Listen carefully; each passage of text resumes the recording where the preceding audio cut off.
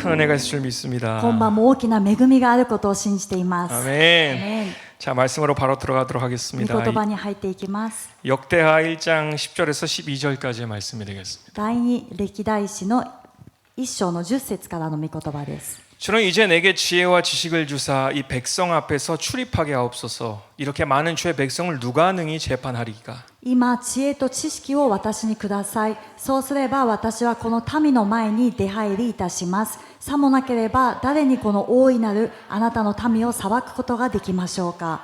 하나님이 솔로몬에게 이르시되 이런 마음이 너에게 있어서 부나 재물이나 존영이나 원수의 생명 몰아기를 구하지 아니하며 장수도 구하지 아니하고 오직 내가 너로 치리하게 한 내 백성을 재판하기 위하여 지혜와 지식을 구하였으니 神はソロモンに仰せられた。そのようなことがあなたの心にあり、あなたが富をも財宝をも誉れをもあなたを憎む者たちの命をも求めず、さらに長寿をも求めず、むしろ私があなたを立てて私の民の王としたその民を裁くことができるようにと自分のために知恵と知識を求めたので、 그러므로 내가 내게 지혜와 지식을 주고 부와 재물과 존영도 주리니 너의 전의 왕들이 이같음이 없었거니와 너의 후에도 이같음이 없으리라. その知恵と知識とはあなたのものとなった。その上私はあなたの前のまた後の王たちにもないほどの富と財宝と誉れとあなたに与えよう。 아멘. アメン。 하나님께서 솔로몬에게 왜 이런 축복을 주셨는가? 이 마음이 있었기 때문이다라는 것을 함께 보시길 바래요. 神様がなぜこのような素晴らしい祝福をソロモンに与えられたのか、それはソロモンの心を見られたからなんです。 하나님은 이 마음을 보시는 분이십니다. 이 마음이 정말 중요해요. 神様は心を見られる方であるので、この心というのが本当に重要になります。 정말 한탄스러운 것은 이 놀라웠던 솔로몬의 인생의 전반부와 후반부가 있습니다. 本当に悲しいことですけれども、この素晴らしい知恵を得たソロモンの人生は前半と後半があります。 오늘 삼손에 대해서도 얘기할 거고 사울에 대해서도 얘기할 건데 전반과 후반이 있어요. 今晩サムソンについてもまたサウル王についても話しますけども、みんな前半と後半に分かれるんです。 오늘 우리가 발견하고자 하는 것은 그 놀라운 지혜, 그 놀라운 힘, 하늘에서부터 이런 모든 은사를 택하심과 함께 받았는데 그 마음이 옳아서 今晩私たちが見ていきたいのは本当に素晴らしい知恵とまた天からのこの力、神様に選ばれたから受けることができたはずなのに、 그들의 삶의 후반에는 다 그렇지 않음을 볼 수가 있어요. 彼らの人生の後半部分を見るとみんな違っていくという姿を見ることができます。 거기에 가장 핵심에는 그 마음의 일관성이 떨어지기 때문입니다. その中心的な問題となるのが心の一貫性を失ってしまったということです。 마음의 consistency, 하나님을 향한 그 여전한 마음이 떨어졌기 때문에 인생이 변화되었다라는 거예요. 心の一貫性、神様に向かうはずのこの心が変わってしまったからこのような結果になってしまうんです。 성경에서는 일관성에 대해서 매우 중요시 여깁니다. 聖書を見ると一貫性についてとても重要視しているんですね。 우리 한 사람 한 사람의 개개인의 마음에서부터 교회라는 공동체 또는 민족의 한 세대가 일관성을 통해서 하나님께 버림을 받는가 쓰임을 받는가 이게 돼요. この 운명이 바뀌어지게 돼요. 私たち個人個人の人生もそうですけども、また教会という共同体もそうだし、そして民族を見てもこの一貫性があるかないかで主に見捨てられることもあれば用いられることもあるというのがあるんですね。 하나님께서는 이 일관성이 변화되어짐을 통해서 그 촛대를 옮기기도 하세요. 神様はこの一貫性が変わることによって食材を移される方であります。 그래서 오늘 말씀을 아주 귀 기울여서 듣길 바라십니다. ですから今晩の御言葉にぜひ耳を傾けて聞いてください。 솔로몬, 삼손 그리고 이 사울 제가 항상 경각심을 갖는 사람들 내가 그렇게 되지 않도록 ソロモン、またサムソン、サウル王、私が毎回読みながらも警戒心を持って自分がそのようにならないようにというふうに目を覚ますその3人の人物です。 이게 하늘에서부터 받은 하나님의 지혜는 놀라웠습니다. 그것을 대표하는 것이 바로 잠언이에요. この神様から天からいただいた知恵というのは驚くべき素晴らしいものであって、これを代表としたのが箴言なんですね。 잠언을 보시면 인생을 초월하는 사람이 지혜를 가지고 있어요. この箴言を見 영원한 ると 생명을 사는 사람이 지혜를 가지고 있어요. この人間が考えられない想像を超えるような知恵が書かれています。この永遠の命に関する知恵であります。 근데 솔로몬의 후반전을 보면은 그 모든 지혜가 어디로 갔는지 모를 정도로 그의 인생이 너무나도 허탄한 삼류의 시인 같은 그런 기록을 남깁니다. でもソロモンの後半の人生を見ると、この素晴らしい知恵がどこに行ってしまったのか、全てが虚しくて、なんだかこう三流の詩人が書いたような、そういうレベルにまで下がってしまい 그게 ました。 전도서예요. それが伝道者の書なんですね。 인생의 공허함, 무료함, 우울함, 무기력함 이런 게 다 인생이다라는 거예요. 人生の虚しさ、また無気力さ、そして空っぽだというそのまた憂鬱さ、これを表しているのが伝道者の書になります。 그리고 삼손도 보시길 바랍니다. またサムソンも見てください。 낫이 리인이기 때문에 그 머리를 건들면 안 돼요. 이것이 언약이고 약속이에요. ナジル人であるから髪にカミソリを当ててはならない。これが契約であって、また約束だったんです。 하나님의 영이 그와 함께했을 때는 그는 무적이었습니다. 슈퍼맨 같았어요. 神様の霊が彼と共におられた時には、彼は無敵でスーパーマンのようだったんです。 그 어떤 밧줄도 쇠사슬도 그를 묶을 수가 없었습니다. ど 다 のよ 뚫고 うな 나왔어요. もう鎖も彼を縛ることができない。全部こう解いてしまったんです。 근데 그 삼손의 후반을 보시면 데릴라에게 유혹되어서 하늘의 힘을 다 잃어버리는 일반인이 되어버립니다. でもサムソンの後半の人生を見ると、デリラに誘惑されて神様からの力を失った一般人になってしまいました。 그래서 자기는 하나님의 신이 떠났는데 떠난지도 몰라요. 그래서 자기 힘으로 인간의 힘으로 이겨보려고 하는데 어떻게 됐는지 아시잖아요. 自分は神様の霊が離れたことにも気づかないで、自分の力でまたやってみよう、人間の力でやってみようって言うけれども、結果は皆さんご存知だと思います。 적에게 포로가 되어서 양눈이 다 뽑히게 되고 옥중에서 맷돌을 돌리게 하는 그런 조롱거리가 됩니다. もう敵にとらわれて、両目がえぐり出されて、そして石臼を引いているような、そのような嘲笑われる存在になってしまったんです。 제가 지속적으로 연결하고자 하는 것은 이 놀라운 하늘의 은사를 가지고 있었던 이 사람들이 왜 이렇게 됐는가? 私が皆さんにもこの疑問を投げかけたいのは、このように素晴らしい天からの賜物をいただいていた彼らがどうしてこうなってしまったのか。 그 마음의 일관성이 떨어지게 될 때 이런 변화가 우리에게 일어나는 겁니다. 心の一貫性を失ってしまうときに、私たちにもこのような変化が訪れます。 사울왕도 아주 비극적이죠. サウル王の最後も本当に悲劇でした。 하나님께서 사울을 뽑으셨어요. 사람이 뽑은 게 아니라 하나님이 뽑으시고 기름 부으셨어요. 人が選んだのではなくて、神様がサウルを選ばれて油を注がれたんです。 그에게 왕으로서의 주권을 줬고 그는 예언자의 은사까지 받은 사람, 아주 복 받은 사람이에요. 彼に王としての主権も与えて、そして彼は王でありながらも預言の賜物も持っていたので、預言をすることもできたんですね。すごい祝福を受けた人でした。 사울의 마음이 하나님과 하나 되었을 때에, 일관되었을 때는 전쟁에 나가는 때마다 승리를 얻었습니다. サウルの心が神様と一つになっ 무적이었어요 て、その一貫性を保っている時には、戦いに出るたびに無敵で全部全勝していたんです。 그러나 그 인생의 후반부는 악신, 하나님의 영이 떠나고 악신이 와서 でもその彼の人生の後半部分は、神様の霊が離れて悪霊に取りつかれて、 백성을 두려워하고 적을 두려워하고 사위 다윗을 두려워하고 모든 것에 대한 두려움을 느끼기 시작합니다. 民を恐れ、敵を恐れ、また向こうのダビデを恐れて、全てを恐れるようになっていきました。 그래서 하나님께서 받은 그 하늘의 것들을 없는 사람처럼 그냥 일반인 사람처럼 자기의 꾀와 방식들로 왕국을 이어가려고 합니다. それで神様からいただい 이것이 たはず 사울의 の 초라함이에요. 素晴らしいものがもうない人かのように、一般人のように自分の力でこの王国を築いていこうとしたんですね。 제가 성경을 이렇게 잘 묵상하면서 물론 죄의 표면적인 모습들을 통해서 이런 하나님과 멀어지는 일들이 있지만 私が聖書を黙想しながら、もちろんこの罪によって、この表面上に現れた罪によって神様との関係が遠くなってしまうということがありますけれども、 그들에게는 이 죄라는 것과 함께 그 마음의 큰 문제가 하나님과 그들을 나누는 일을 이미 시작됐다는 것을 볼 수가 있어요. 彼らにはその罪というのがある前から心が神様との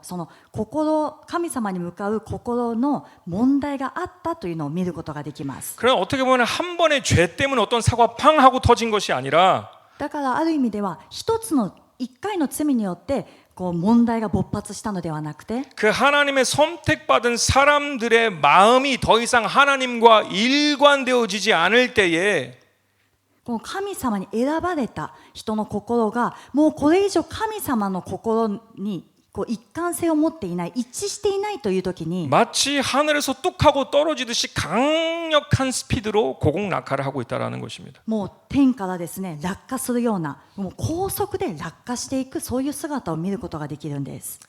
하나님 앞에 우리 이 마음이 얼마나 중요시 여겨지는지 저는 이 솔로몬과 부친 다윗을 통해서 많은 것을 알게 됐습니다. 神様の御前でこの心というのがどれほど重要であるかというのを私はソロモンとその父ダビデを通して見ることができました。 그리고 정말 무서운 교회 안에 영적인 병이 무엇인 줄 아세요? そして本当に恐ろしい教会の中の霊的な病気、皆さん何か分かりますか？ 교회 안에서 열심을 다해서 주님을 습관처럼 섬기며 예배하고 기도하고 훈련하고 봉사를 여전히 드리고 있지만 教会の中でもう習慣になって主に礼拝を捧げ、賛美を捧げ、献金を捧げ、一生懸命奉仕をして 정작 그 사람 안에 있는 마음이 하나님과 그 첫사랑으로 일관되지 않은 모습들을 가질 때가 가장 무서운 것이에요. でもその人の心が神様に向かうその一貫した心を初めの愛を失ってしまった時がこれが一番恐ろしい時なんです。 그게 왜 무서우냐면 증상이 없어서 무서운 것이에요. これが 나는 잘하고 있다라고 생각하기 때문에. なぜ怖いのかというと症状がないからなんですね。自分はうまくやっていると勘違いできるからなんです。 저에게 정말 소름 끼치게 했던 것이 무엇이냐면은 私が本当に鳥肌が立つものが何かというと 삼손은 자신에게 하나님의 신이 떠나갔음에도 본인은 그것을 몰라요. 무증상이에요. サムソンは自分から神様の霊が離れたにもかかわらず無症状だったので自分は知らなかったんです。 그래서 여전히 하나님의 신의 힘을 비롯해 가지고 블레셋 사람들을 이기려고 하는데 못해요. 하나님의 신이 떠나갔으니까. 自分は気づいていないから今まで通り神の力を借りてペリシテ人をやっつけようと思ったのにできなかったんですね。神様の霊がすでに離れていたからです。 사울에게 악신이 그에게 찾아오기 전까지는 하나님의 신이 그를 떠났다라는 것은 사울은 알지 못해요. 무증상이기 때문에. そしてサウルに悪霊が来たこともその以前にその前に神様の霊が彼を離れたということを彼は無症状だったので気がつかなかったんです。 여러분 요한계시록에 7교회 중에 예배소 교회가 있잖아요. 정말 잘한 것이 많은 교회. 皆さんこのヨハネの黙示録にエペソの教会が出てくるんですけども本当にもういろんな良いことをした教会であります。 만약에 주님의 경고가 없었더라면 でももし主からの警告がなかったならば 그래야 해서 회개하지 못하였다라면 それで悔い改めることができなかったなら 그래서 촛대가 옮겨졌더라면 그 예배소 교회 사람들은 알고 있었을까요?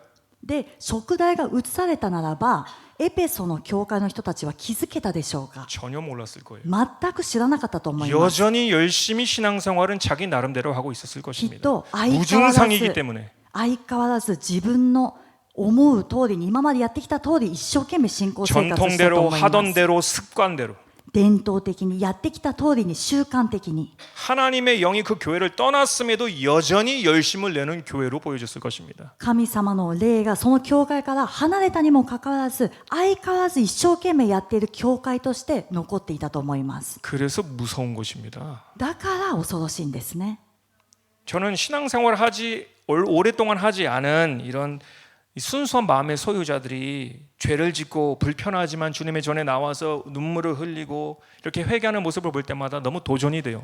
너무 좋아 보여요. 私は信仰生活の歴が浅い救われたばかりの人が罪を犯してしまって心が本当に苦しくて主の御前に出て涙ながらに祈りながら悔い改めている姿を見ると本当にチャレンジを受けます。 근데 반대로 또 같은 공간에 있으면서도 でも反対に同じ空間にいながらも 오랫동안 신앙생활을 했다라고 長い間信仰生活してきた 직책이 있다라고 そしてある程度の立場を持ちました 리더라라고 何々のリーダーです 성경을 더 많이 안다라라고 聖書をもっと知っています 아무런 꺼리낌 없이 주님 앞에 나와서 큰 소리로 기도하는 사람들 또한 있어요. そして何の刺される気持ちもなく主の御前に出て大きな声で祈る人も中にはいます。 그럴 때 큰 이질감을 느끼게 됩니다. そういう時に大きな葛藤を覚えます。 주님의 눈에는 누가 의인이라 칭함을 받게 될 것일까? 主の御目には誰が義人として認められるだろうか。 하나님의 성령께서 누구에게 일하시고 계실까? 神様の霊は誰の上で働かれるか。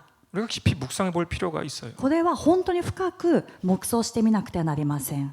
이사야서 29장 13절에서 15절 말씀을 보시면요. イザヤの29章の13節から見ていくと 주께서 가라사대 이 백성이 입으로는 나를 가까이하며 입술로는 나를 존경하나 그 마음은 내게서 멀리 떠났나니 그들이 나를 경외함은 사람의 계명으로 가르침을 받았을 뿐이라. そこで主は仰せられた。この民は口先で近づき、唇で私を崇めるが、その心は私から遠く離れている。彼らが私を恐れるのは人間の命令を教え込まれてのことに過ぎない。 마음은 벌써 하나님과 일관성을 잊어버린 것이에요. 心はすでに神様へのこの一貫性を失っている状態です。 그러므로 내가 이 백성 중에 기이한 일, 곧 기이하고 가장 기이한 일을 다시 행하리니 그들 중에 지혜자의 지혜가 없어지고 명철자의 총명이 가리워지리라. それゆえ見よ、私はこの民に再び不思議なこと、驚き怪しむべきことをする。この民の知恵ある者の知恵は滅び、悟りある者の悟りは隠される。 화 있을진저 자기의 도모를 여호와께 깊이 숨기려 하는 자여 그 일을 어두운 데서 행하며 이르기를 누가 우리를 보랴 누가 우리를 알랴 하니. ああ、主に自分の計りごとを深く隠す者たち。彼らは闇の中でことを行い、そして言う。誰が私たちを見ていよう。誰が私たちを知っていようと。 하나님이 여기서 경고하시는 기이하고 가장 기이한 일이라고 있잖아요. 先ほど神様が警告された不思議なこと、また驚き怪しむべきことって出てきましたね。 이것은 무엇을 말씀하는 거냐면 これは何を指しているかというと、 하나님이 그 사람에게 지혜와 총명을 주셨는데 神様がその人に知恵と素晴らしい賜物を与えたけれども、 그 주신 하나님께서 다시 그 지혜와 총명을 뺏어가신다라는 거예요. 아무것도 알지 못하도록 무증상이 되도록. その与えられた主が再びその知恵と素晴らしいものを取り去っていかれる。何も知らないように無症状のままに置かれるという意味なんで 그러니까 す。 정말 무서운 것이요 이게. ですから、 나도 모르는데 이미 떠나갔다라는 거예요. 총명과 지혜가 없어졌기 때문에. だからこれは本当に恐ろしいことなんですね。自分も気づかないうちにすでに取り去られているということなんです。 처음 솔로몬의 마음은 하나님께 보셨을 때 합당했습니다. 그래서 주셨어요 지혜를. 最初ソロモンの心は神様の目にかなっていたんですね。だからその知恵を与えてくださいました。 근데 그 후에 솔로몬의 마음이 떠나가게 되면서 그 일관성을 잃어버리면서 그 지혜와 명철이 자기를 떠나간지도 몰라요. でもその後ソロモンの心が神様の心、その一貫性を失ってしまったから、自分の心が離れて神様の霊が離れたということも知らなかったんです。 열왕기상 11장 2절 보시면은요. 열왕기상 11장 2절. 第一列王記の11章の2節。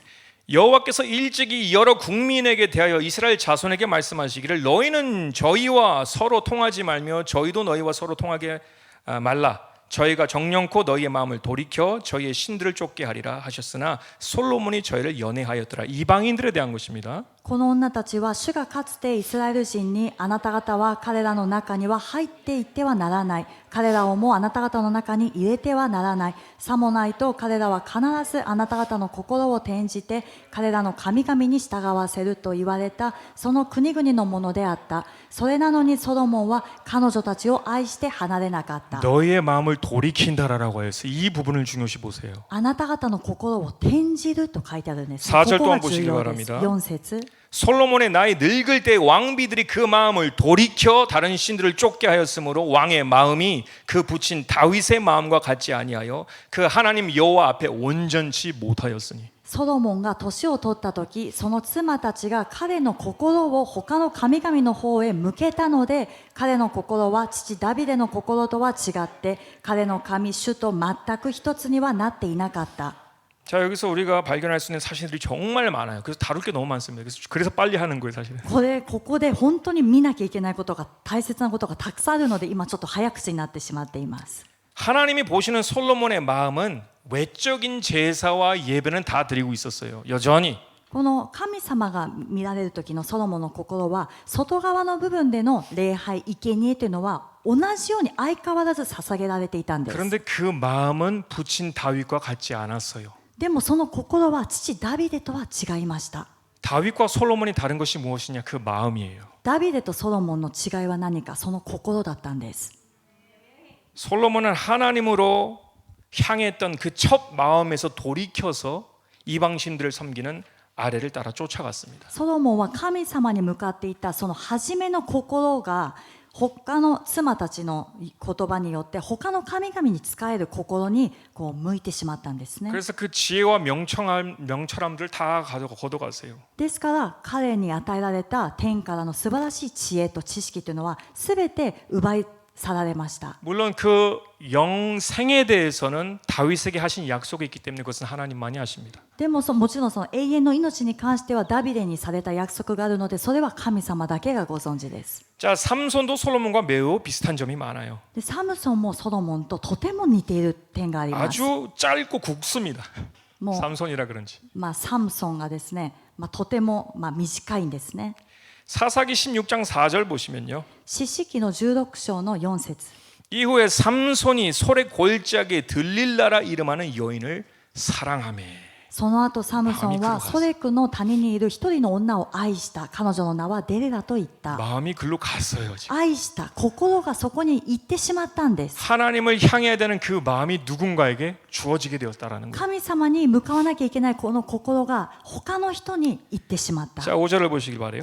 5節 블레셋 사람의 방백들이 그 여인에게로 올라와서 그에게 이르되 삼손을 꿰어서 무엇으로 말미암아 그 큰 힘이 있는지 우리가 어떻게 하면 그를 이기어서 결박하여 공곡해 할 수 있는지를 알아보라. 그리하면 우리가 각각 1,100을 내게 주리라. するとペリシテ人の領主たちが彼女のところに来て彼女に言った。サムソンを口説いて彼の強い力がどこにあるのか、またどうしたら私たちが彼に勝ち彼を縛り上げて苦しめることができるかを見つけなさい。私たちは一人一人あなたに銀1100枚をあげよう。 하나님께로 가야 할 그 마음이 한 여인에게, 그것도 건강한 여인이 아니에요. で神様に向かわなきゃいけない心が一人の女性に、それも健康的な良い女性ではありませ 그런 ん。 좋은 관계가 아니에요. その美しい愛とかそういう良い関係ではありませ 바로 ん。 거기에서 모든 비극이 시작됩니다. まさにここから全ての悲劇が始まってしまったんです。 재밌는 사실은 삼손을 데릴라를 사랑한데 面白いのはサムソンはデリラを愛していますね。 데릴라는 삼손을 사랑하지 않아요. でもデリラはサムソンを愛していません。 우리 옆 사람에게 인사하겠습니다. 隣の方と挨拶しましょうか。 세상을 짝사랑하지 말라. この世に片思いしないでください。 세상은 당신을 사랑하지 않습니다. この世はあなたを愛していません。この世はあなたを愛していません。 아멘. アメン。 짝사랑을 조심하셔야 돼요. 片思い気をつけなきゃいけないんですね。 참된 사랑은 어떤 사랑이냐? 本物の愛はどういう愛なのか。 우리가 죄인 되었을 때 우리를 먼저 사랑하신 하나님의 사랑입니다. 私たちが罪人であった時に私たちを先に愛してくださった神様の愛です。 아멘. 아멘. 얼마나 놀라운 사랑인지 몰라요. 本当に驚くべき愛なんですね。 제가 열왕기상 11장 4절을 보면서 솔로몬의 마음과 그 부친 다윗의 마음 같지 아니하였다. 私は先ほどの箇所ですね、ソロモンの心はその父ダビデの心とは違った。 그러면 이 다윗의 마음이라는 것은 어떤 마음이었을까? 이것이 되게 궁금해지더라고요. じゃあダビデの心はどういう心だったのかということ気になると思います。 잘 생각해보면 다윗이 지은 죄들은 어마어마한 죄예요. よく考えてみるとダビデが犯した罪は相当な罪だったんですね。 사람의 눈으로 보자면 이게 과연 용서받을 수 있을까라고 하는 그런 죄예요. 人の基準で考えると果たしてこれは許されるのだろうかというそういうレベルの罪で 근데 す。 그 다윗의 마음이 온전했다 하나님 앞에? でもダビデの心は神様の前で御心にかなっていた。 여러분 잘 아시는 것처럼 다윗이 어떤 죄를 짓습니까? 皆さんもよく知ってますね。ダビデどういう罪を犯しましたか？ 충성된 부하 우리아의 아내를 간음합니다. 간음죄를 집니다. 忠実な部下のウリアの妻と姦淫の罪を犯すこの姦淫の罪がありました。 또 그 죄를 숨기기 위해서 우리아를 적장에서 죽도록 살인 교사까지 합니다. 살인이에요. そしてそのこれを隠すために敵の死でそのウリアを殺すという殺人罪も入ってくるんです。 이것을 레위기서에 보면은 20장 10절과 24장 17절 따져 보면 반드시 죽어야 하는 사형이에요. 죽어야 돼요. 다윗은. レビ記の20章とまた24章を見ると、これはですね、2つとも必ず殺されなくてはならないということになります。 근데 다윗의 마음이 하나님 앞에 온전했다. 이게 무슨 의미일까? でもダビデの心は神様の御前で完全であった。これはどういう意味だろうか。 근데 이 열심히 기도와 묵상을 하면서 주님이 알려주신 정보가 있었는데, 말씀을 통한 정보가 있었는데, 一生懸命祈りながら黙想しながら主が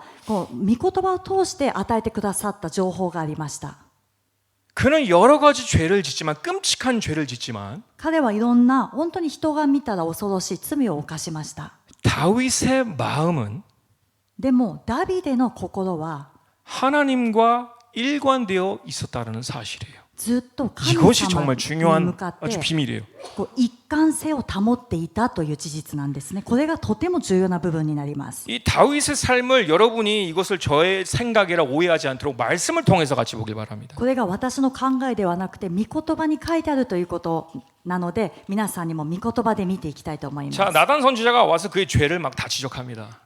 預言者ナタンがやってきて彼の罪を指摘し始めました。 사무엘하 12장 9절. 第2サムエルの12章の9節。 그러한데 어찌하여 네가 여호와의 말씀을 업신여기고 나 보기에 악을 행하였느뇨? 네가 칼로 햇사람 우리아를 죽이되 암몬 자손의 칼로 죽이고 그 철을 빼앗아 너의 처로 삼았도다. それなのにどうしてあなたは主の言葉を蔑み、私の目の前に悪を行ったのか。あなたはヘテ人ウリアを剣で撃ち、その妻を自分の妻にした。あなたが彼をアモン人の剣で切り殺したのだ。 그때 다윗의 순간적인 반응을 보시길 바랍니다. 고노- 바로 나오는 반응이. 時のダビデの瞬間的なすぐに出てくる反応を見てください。 사무엘하 12장 13절. 13節。 다윗이 나단에게 이르되 내가 여호와께 죄를 범하였노라 하며 여기까지 일단 읽겠습니다. ダビデはナタンに言った。私は主に対して罪を犯した。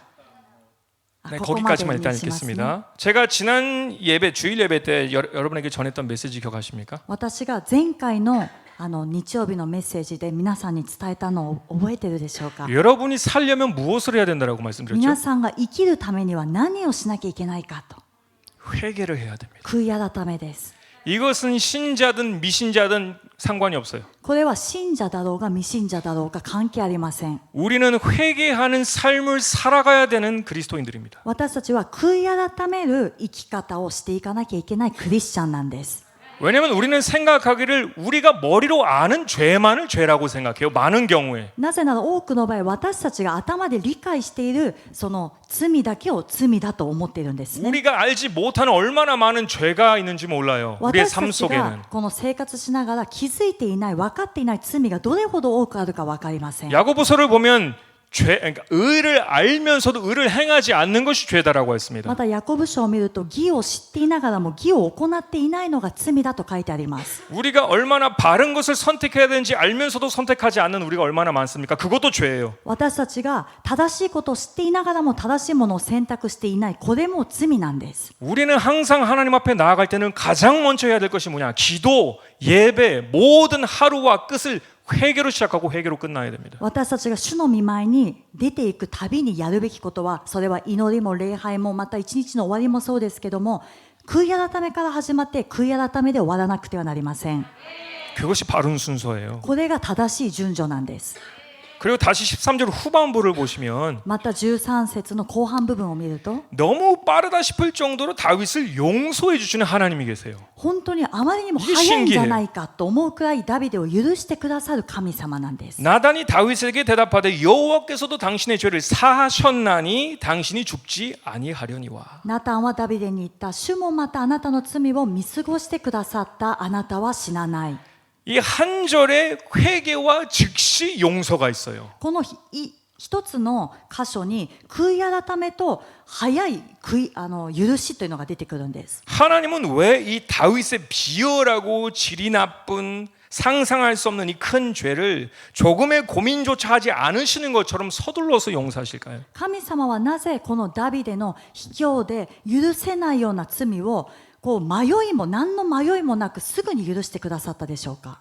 다윗이라서 하나님이 편애하시는 것일까요? ダビデだから神様がエコひいきされたのか。 절대 그렇지 않아요. 決してそんなことはありません。 우리 하나님은 모든 사람에게 공평하게 또 공의롭게 심판하신 하나님이십니다. 私たちの神様はすべての人に公平にまた公義をもって裁かれる方です。 하나님이 다윗의 마음에 무엇을 보시고 이렇게 빨리 기다렸던 것처럼 용서하셨을까? 이것이 중요해요. 이것을 아는 게. 神様はダビデの心の何を見られて待っていたよという言わんばかりにすぐに許してくださったでしょうか。 시편 32편 다윗의 고백입니다. この詩編の32編のダビデの告白があります。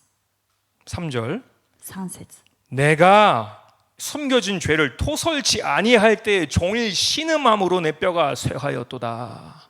私はこの犯してしまった罪を黙っていた時には一日中うめいて私の骨は疲れ果てました。 4절 4節 주의 손이 주야로 나를 누르시오니 내 진액이 화하여 여름 가물의 마름같이 되었나이다. それは御手が昼も夜も私の上に重くのしかかり私の骨髄は夏の日照りで乾ききったからです。 5절 내가 이르기를 내 허물을 여호와께 자복하리라 하고 주께 내 죄를 아뢰고 내 죄악을 숨기지 아니하였더니 곧 주께서 내 죄의 악을 사하셨나이다. 셀라. 私は自分の罪をあなたに知らせ私の咎を隠しませんでした。私は申しました。私の背きの罪を主に告白しよう。するとあなたは私の罪の咎めを許されました。セラ。 아멘. アメン。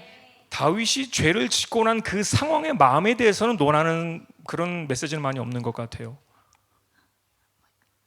다윗이 죄를 짓고 난 그 상황의 그 마음에 대해서 말하는 사람. このダビデが罪を犯した直後の心の状態 아니 につい 그 て 죄를 짓고 난 그 상황 속에서 그의 마음.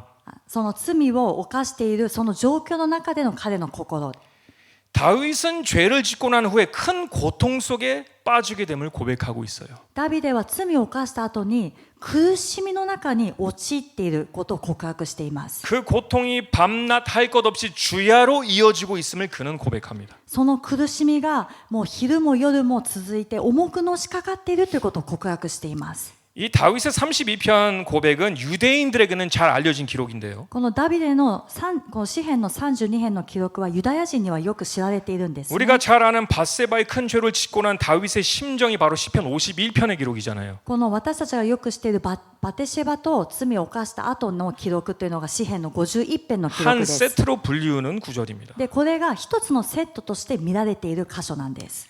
제가 아주 존경하는 목사님께서 다윗에 대해서 이런 말씀을 하셔서 당시에는 이해가 전혀 되지 않더라고요. 以前私が尊敬していたある牧師先生がですね、こういうメッセージをされた時、ダビデに関して言われた時に私は理解ができなかったんです。 다윗은 어떤 즉흥적인 육신의 이 유혹을 통해서 큰 죄를 져서 그 몸은 하나님과 떨어져 있었지만 ダビデはこの肉体によって罪を犯してしまってその肉体は神様と離れてしまったけれども 그의 마음만큼은 하나님으로부터 떨어져 있지 않았다. 彼の心は神様から離れていなかったと言ったんですね。 일관되게 하나 되어 있었다라는 것이에요. この一貫性を保っていたと言ったんです。 도대체 그게 무슨 말씀인가 했는데 제가 스스로 성경을 깊이 읽고 묵상해 본 결과 그분의 말씀이 다 사실이었다는 것을 알게 됩니다. でその当時はそれがよくわからなかったんですけども、私が聖書を本当に黙想して祈っていた時に自分でもこれが事実だなということを感じました。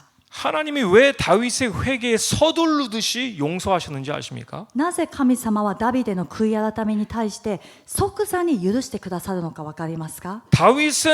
하나님은 이 다윗이 내내 고통스러워하고 있는 그런 모든 모습들을 보고 계셨어요. 神様はダビデが一日中うめいて苦しんでいるその姿を見ておられました。 그의 영혼이 메말라 있음을 하나님께서는 보셨어요. その魂、霊が上乾いて乾ききっているのを神様は見ておられたん 하나님께 です。 죄송하지만 어쩔 줄 몰라 하는 그 마음을 하나님은 보고 계셨다라는. 神様に申し訳ない、でもどうしていいかわからないというこのうめきと苦しみを神様は見ておられました。 그리고 다윗은 그 경험을 통하여서 죄에 대한 알레르기를 느끼는 은혜를 경험하게 됩니다. そしてダビデはこの経験を通して罪に対してアレルギーを得るというこの恵みを受けることになったんですね。 이것이 하나님 앞에서 그 마음을 일관성을 가질 때 얻게 되는 은혜예요. これが神様の御前でその心の一貫性を保つときに得ることができる恵みであります。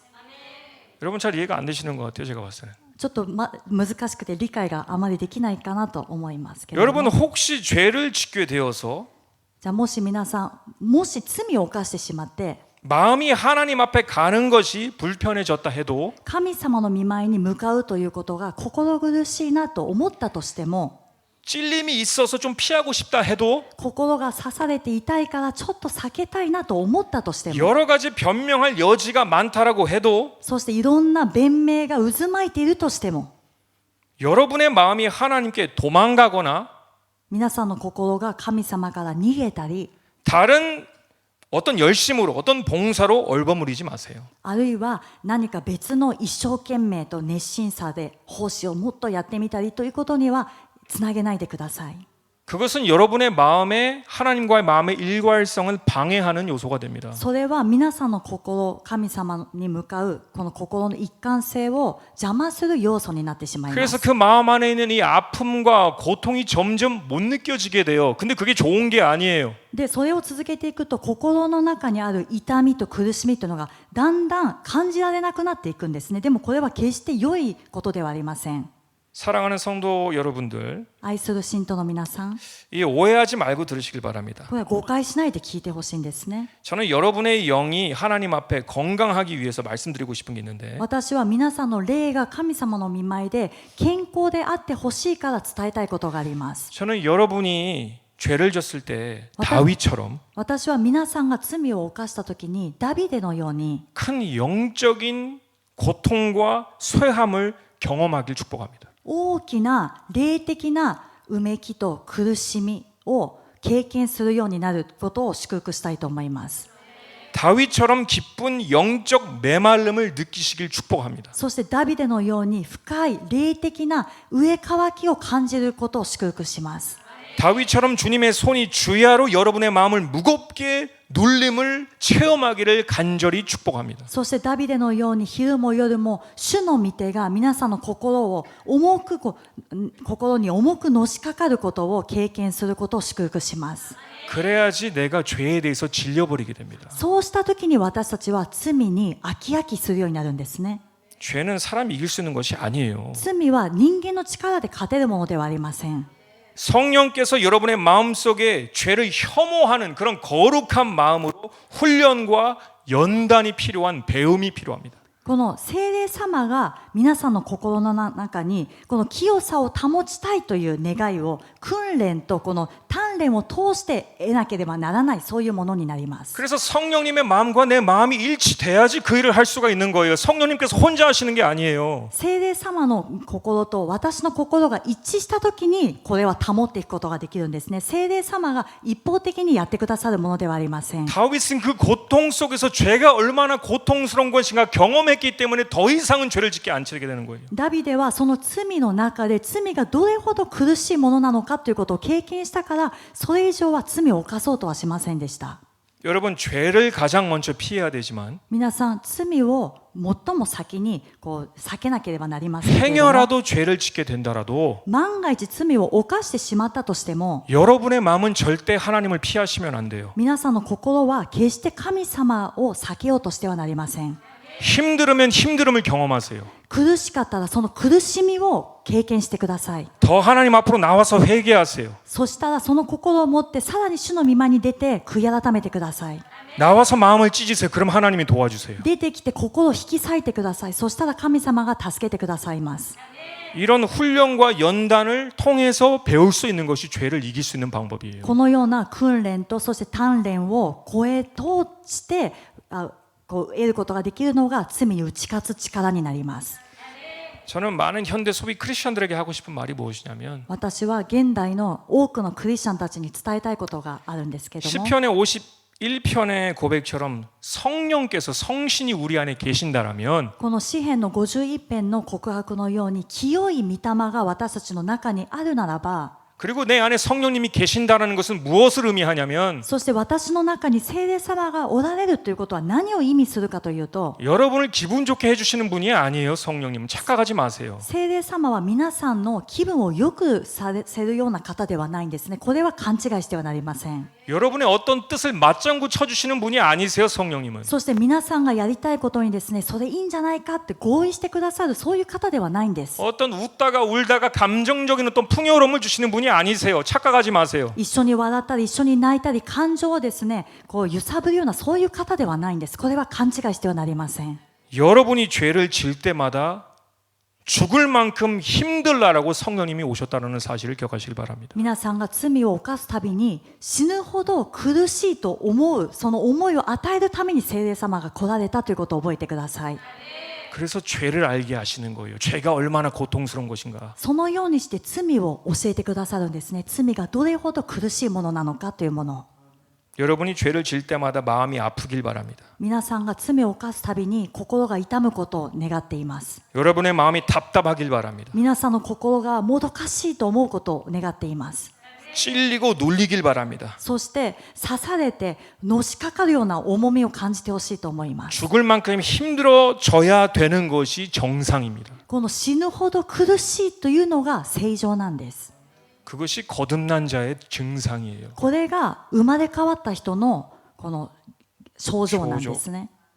저는 우리 생명수교회 성도님들과 우리 유튜브로 함께 예배드리고 계신 형제 자매들에게 私は私たちのリビングウォーターチャーチの皆さんとまた YouTube で共に礼拝を捧げている兄弟姉妹の皆さん 더욱 が 강력한 죄에 대한 거룩한 근심을 경험하기를 축복합니다. さらに大きな罪に対しての清い苦しみとこの嘆きを感じてほしいということを願っています。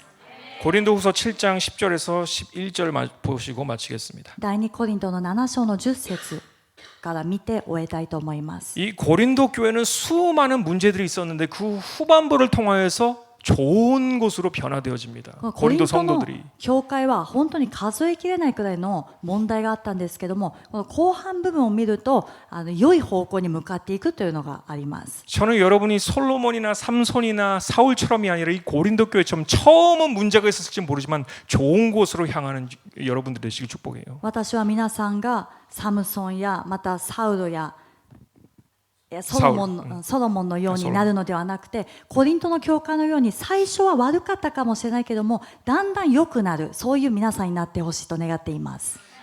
10절 읽겠습니다. 하나님의 뜻대로 하는 근심은 후회할 것이 없는 구원에 이르게 하는 회개를 이루는 것이요 세상 근심은 사망을 이루는 것이니라. 神の御心に沿った悲しみは悔いのない救いに至る悔い改めを生じさせますが、世の悲しみは死をもたらします。 보라, 하나님의 뜻대로 하기 위한 이 근심이 너희로 얼마나 간절하게 하며 얼마나 변명, 양심에 깨끗하게 하게 하며 얼마나 의분의 분을 갖게 하며 얼마나 두렵게 근신하게 하며 얼마나 사모하게 하며 얼마나 열심 있게 하며 얼마나 벌하게 죄에 대한 의식 있게 하였는가. 너희가 저 일에 대하여 일절 너희 자신의 깨끗함을 나타내었느니라. ご覧なさい。神の御心に沿ったその悲しみがあなた方のうちにどれほどの熱心を起こさせたことでしょう。また弁明、憤り、恐れ、慕う心、熱意を起こさせ、処罰を断行させたことでしょう。あの問題についてあなた方は自分たちがすべての点で潔白であることを証明したのです。 아멘. アメン。 하나님의 자녀라면은 우리의 마음속에 징계를 받는 것이 우리가 하나님의 자녀다라는 것입니다. 神様の子供であるならば、私たちの心で懲らしみを受けるということが神様の子供という証なんです。 내 안에 하나님의 징계가 경험되어지지 않다면 내가 좀 문제가 있는 거예요. 自分の中で神様の懲らしめを今経験していないというならば、自分の心に何か問題がある証拠です。 하나님의 은혜가 있을 때에 神様の恵みがまだあるときに、 하나님의 사랑이 기회가 아직 우리에게 있을 때에 神様の愛がまた機会が私たちにあるうちに、 다른 많은 업다운의 문제들이 있다 할지라도 周りには本当にアップダウンの問題があったとしても、 여러분의 마음만큼은 다윗처럼 하나님에게서 떨어지지 않는 저 여러분 되시길 축복합니다. 皆さんの心だけはダビデのように神様から離れることがない心を持つ皆さんと私になるように祝福します。 아멘. アメン。 우리 같이 기도하시겠습니다. お祈りします。